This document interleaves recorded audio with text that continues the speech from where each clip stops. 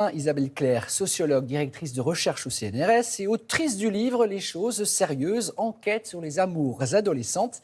Et c'est aux éditions du Seuil. Bonjour Isabelle Claire. Bonjour. Merci d'être avec nous ce matin. Comment est née cette enquête, cette étude au long cours même, puisqu'elle s'étend sur près de 20 ans?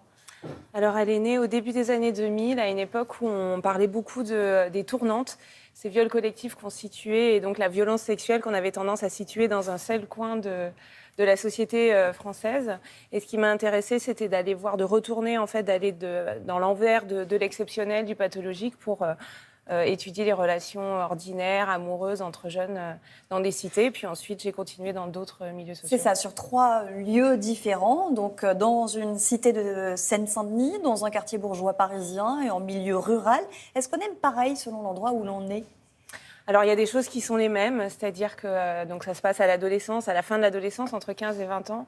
Il y a quelque chose qui est similaire dans les 3 milieux sociaux, c'est l'apprentissage qu'on doit faire de l'amour, de se rapprocher de l'autre sexe, Oui. à côté duquel on a grandi dans un monde un peu parallèle en général. On doit le désirer, le toucher. Donc tout ça fait l'objet de pas mal d'apprentissage et de pas mal de risques, de stigmatisation, notamment pour les filles. Et puis évidemment, il y a des différences. C'est-à-dire c'est pas la même chose d'être dans un lieu très enclavé ou dans un lieu très ouvert comme Paris, par exemple, dans lequel on a une plus grande mobilité. Les enfants, même petits, peuvent avoir des amoureux ou des amoureuses. Mais à quel moment commence-t-on à penser à l'amour, à ressentir une attirance physique ou romantique vers l'autre? Alors, je pense que l'amour et l'attirance, on y pense et c'est dans la vie des enfants très tôt.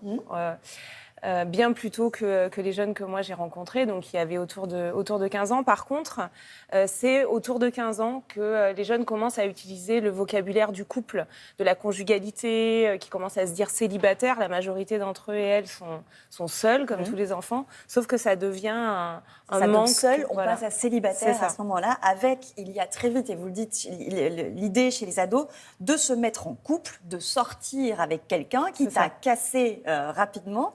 Il y a quoi derrière ce mot couple, et même derrière le mot amour? Derrière le couple, il y a une forme d'idéal, en fait. C'est-à-dire que même si on est dans une société assez individualiste, qui prône l'épanouissement individuel, le célibat n'est pas du tout constitué comme un idéal. Et l'idéal, la représentation typique, c'est d'être à deux, d'être aimé, d'être désiré. Ça veut dire qu'on a de la valeur, qu'on désire soi-même et qu'on rentre dans les clous, en fait. Donc c'est très important dès cet âge-là. Et à 14-15 ans, si on n'est pas sorti avec quelqu'un, c'est quoi? C'est qu'on a un problème aux yeux de ses camarades? On peut être exclu du groupe? Alors, à 14-15 ans, ça va encore. Par contre, c'est l'âge à partir duquel il faut vraiment commencer à s'en préoccuper. Mais ça reste une minorité qui a des histoires vraiment d'amour ou de couple à cet âge-là. Et puis, plus les années passent et plus la pression, par contre, se fait forte. Et là, si on n'a rien vécu à la fin de l'adolescence, c'est qu'on a loupé le coche, on a loupé une étape, il manque quelque chose, on a moins de valeur, on est déprécié d'une certaine façon. Et en plus, on n'a pas appris cette étape-là qui va servir ensuite pour le reste de la vie. Il y a quand même dans le livre des témoignages qui disent est-ce que ça peut pousser les jeunes filles ou les jeunes garçons à sortir avec quelqu'un, à se forcer à sortir avec quelqu'un? Ça veut dire que la question du consentement, elle peut se poser dès le premier baiser? La question du consentement, elle se pose en effet tout du long de la rencontre sexuelle. Et en fait, elle vient buter cette question du consentement qui est beaucoup plus explicite aujourd'hui, dont il est beaucoup plus question, et qui est en fait qui habite beaucoup les jeunes que j'ai rencontrés. Mais elle vient buter contre ce scénario collectif qui reste prédominant, selon lequel c'est le garçon qui prend l'initiative et qui doit prendre l'initiative. Donc c'est pas juste un choix et un privilège, c'est aussi une injonction sociale très forte qui pèse sur les garçons. Et les filles sont dans la réponse. Et donc là, il y a une asymétrie qui va complètement, qui n'est pas sans rapport avec la notion de consentement. Il y a une transaction, je te demande, tu dois dire oui. Donc il y a bien le oui, enfin, et parfois il y a non quand même. Mais il y a une asymétrie. Au lieu d'être dans une logique seulement d'égalité, de réciprocité, c'est le garçon qui demande et la fille qui répond. Alors, vous constatez 2 choses dans votre étude pour les couples hétéros. On attend d'une jeune fille qu'elle soit convenable. Je vais citer le livre Pas une pute, c'est ce que vous entendez souvent, et d'un garçon qu'il ait du pouvoir, et je cite toujours, que ce ne soit pas un PD. On pouvait espérer d'autres représentations. Ces 20 dernières années, c'est un peu désespérant, non? Alors, c'est désespérant. C'est un peu ce qui était dans votre sujet sur la Pride, sur la Gay Pride. C'est-à-dire, c'est un point de tension. C'est une tension. On l'a vu au moment des débats sur le mariage pour tous. On le voit, y compris avec MeToo. C'est-à-dire qu'il y a quelque chose qui pousse dans la société pour la tolérance à l'égard de toutes les formes de sexualité, pas seulement les formes hétérosexuelles entre adultes consentants, que le consentement est quelque chose d'important. Et puis en même temps, il y a cette représentation dominante très forte de la virilité, du vrai mec, qui n'est pas un PD. Donc ça, c'est très important, en particulier à l'adolescence. Mais ça vient d'où? De l'éducation?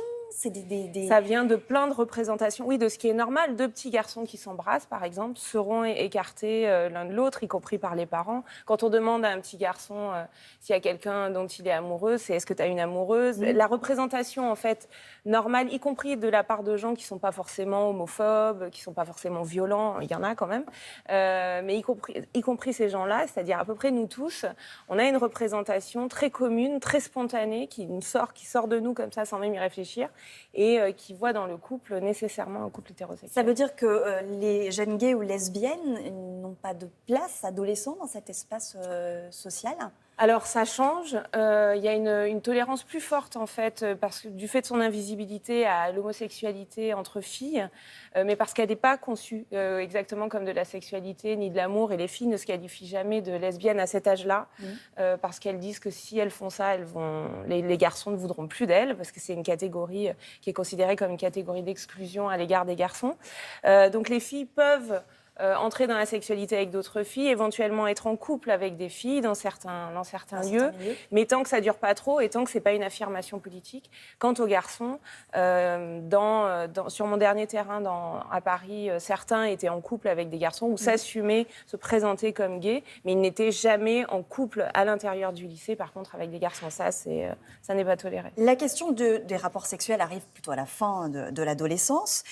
Dans les couples hétéros, et on va reprendre un peu ce qu'on a dit avant, les filles doivent attendre les garçons, mais pas trop. Elles doivent se sentir prêtes, c'est-à-dire qu'à aucun moment il est question d'envie ou de désir. Alors ça fait partie vraiment de la symétrie dont je parlais tout à l'heure, c'est que voilà, les filles sont prêtes à un moment donné. C'est comme ça aussi que se dit le consentement. Et on voit bien qu'entre l'idée du consentement, de la réciprocité, du oui clair, net et précis, il y a cette idée en fait que l'envie est du côté des garçons, et donc le désir, la reconnaissance du désir et la valorisation du désir, alors que les filles à un moment donné doivent être prêtes. Et une très grande partie d'entre elles, et on retrouve ça dans les enquêtes quantitatives auprès de femmes adultes, quand elles parlent de leur première fois, c'est souvent avec beaucoup de remords, de culpabilité. C'était trop tôt, c'était pas le bon partenaire. Donc il y a une pression très forte en fait et une forme de culpabilité à l'entrée dans la sexualité. Ouais. Depuis 10 ans, il y a eu le mariage pour tous, il y a eu la vague MeToo. On peut imaginer que si vous recommenciez cette étude aujourd'hui, vous n'entendriez plus les mêmes témoignages? Je pense que c'est partagé, c'est-à-dire qu'à la fois, parce que mon dernier terrain, je l'ai fini en 2020, fin 2020.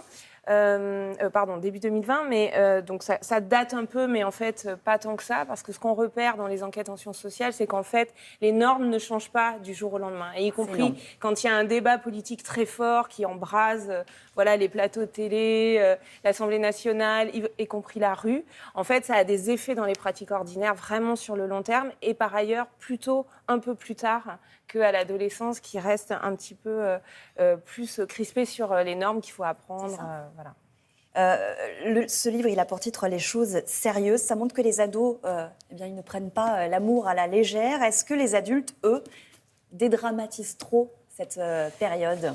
Ça fait partie, oui, des raisons pour lesquelles j'ai donné ce titre, parce que le sérieux revient beaucoup dans les propos des jeunes, et en fait contraste avec le regard adulte, qui souvent c'est des amourettes, c'est des passades. Un perdu, des heures retrouvées, ce genre de phrase qui est Et en fait, les ados font la même chose avec les enfants, c'est-à-dire les histoires d'amour d'enfance, des petites histoires, voilà.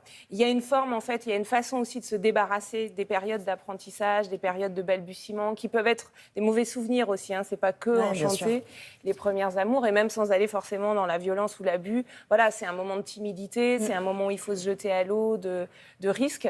Donc oui, il y a un décalage fort en fait entre la façon dont c'est vécu comme quelque chose d'hyper sérieux et le regard adulte qui est un peu dépreciatif. Souvent. Les choses sérieuses, enquête sur les amours adolescentes, c'est aux éditions du Seuil et c'est passionnant. Merci Isabelle Claire d'avoir été avec nous ce matin.